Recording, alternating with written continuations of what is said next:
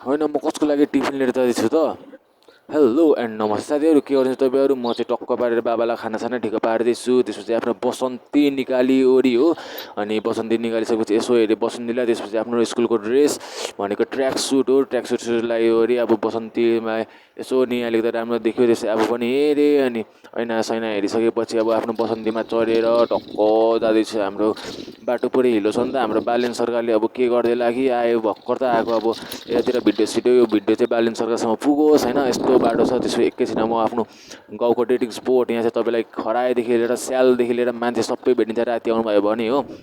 सबैजना डेटिङ स्पोटै भनौँ न यो अनि त्यसपछि जाँदै जाँदै बाबा चाहिँ बाबा काम गर्ने ठाउँ चाहिँ पुगेँ म बाबाले काम गर्ने ठाउँ पुगेपछि यसो हेरेको बाबाले बबाल बबाल सामान बनाउनुहुन्छ नि त यो पनि बुढा बाबाले नै बनाएको अनि एकैछिनमा अब बबाल गर्ने ठाउँमा गएर ऐना सैना हेरिओरि हो ऐना सैना हेरिसकेपछि अब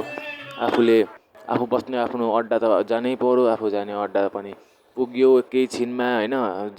दिदीहरू पो मजा हाम्रो भाइरल दिदी है रोजिना दिदी र लक्ष्मी दिदी अनि त्यसपछि सिङ दिदीसँग गफ गरेपछि लाइक सब्सक्राइब गरिदिनु है दिदी भनेको ए गरिदिन्छु नि तिम्रो धेरै सब्सक्राइबर त छैन होला म जति त भनेर मलाई चिस्काउँथ्यो नि त अनि एकैछिनमा मेरो आकाश भाइ पनि आयो आकाश भाइसँग चाहिँ गफसप गरेर क्लासतिर छिरेको त कोही पनि थिएन क्लासमा अनि आकाश भाइले हेर्नु त अहिले दाइ कोही पनि छैन हाम्रो स्कुलमा अहिले पहिला पो थियो त भने अहिले त स्कुल पनि बिग्रेको छ नि त त्यही कारणले आकाश भाइले झन् एकैछिनमा क्लास आएपछि के गरेको बोर्ड झन् बिग्रेको बोर्ड